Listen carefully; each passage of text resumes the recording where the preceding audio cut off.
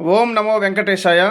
ఈరోజు తిరుమలలోని పవిత్రమైనటువంటి తిరుమల శ్రీవారి పాదాల వద్ద అపవిత్రమైనటువంటి ఒక ముంతాజ్ హోటల్ నిర్మాణం పట్ల మా భారతీయ జనసంఘతో పాటుగా అనేక హిందూ సంఘాలు, స్వామీజీలు, పీఠాధిపతులు, మఠాధిపతులు, అలాగే అనేక మంది శ్రీవారి భక్తులు దీన్ని తీవ్రంగా ఖండించి దీనిపైన గత కొన్ని నెలల నుంచి కూడా ప్రభుత్వం పైన వ్యతిరేకత ప్రదర్శించి ఎలాగైనా ఈ నిర్మాణాన్ని ఆపాలని చెప్పి అక్కడ అనేక కార్యక్రమాలు చేపట్టి ప్రభుత్వం వారికి ఈ విషయాన్ని తెలియజేయడం జరిగింది.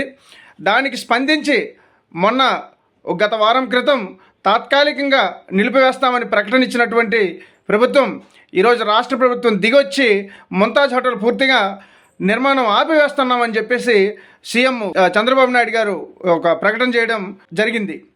ఇది ఒక విధంగా మా యొక్క హిందూ బంధువులందరికీ కూడా, శ్రీవారి భక్తులతో పాటు హిందూ సంఘాలుగా అందరూ కూడా ఈ యొక్క ముంతాజ్ హోటల్ నిర్మాణాన్ని అడ్డుకోవడానికి ఎవరెవరైతే శ్రమించి ఎవరెవరైతే కఠినమైనటువంటి దీక్షతో ఈ యొక్క కార్యక్రమాన్ని చేశారో వారందరికీ కూడా పేరు పేరున ధన్యవాదాలు, కృతజ్ఞతలు తెలియజేసుకుంటూ, అయితే ఇక్కడ ఇంకొక మెలిక పెట్టింది ప్రభుత్వం. అక్కడ నిలిపివేస్తున్నాము, రోడ్డుకి ఈ వైపుని పెడతామని చెప్తా ఉన్నారు. అది కూడా మేము ఏమాత్రం కూడా అంగీకరించమని చెప్పి మేము తెలియజేస్తూ ఉన్నాం. ఎందుకంటే తిరుమలలోని అవసరం లేదు.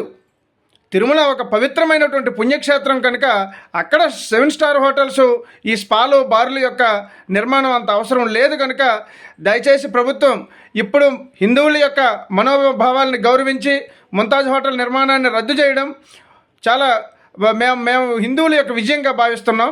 కానీ రోడ్డుకి ఈ వైపు పెట్టండి, ఆ వైపు పెడతామని చెప్పేసి ఈ మెలికలు, ఇలాంటి మాటలు వద్దని చెప్పి మేము ప్రభుత్వాన్ని డిమాండ్ చేస్తూ ఉన్నాము.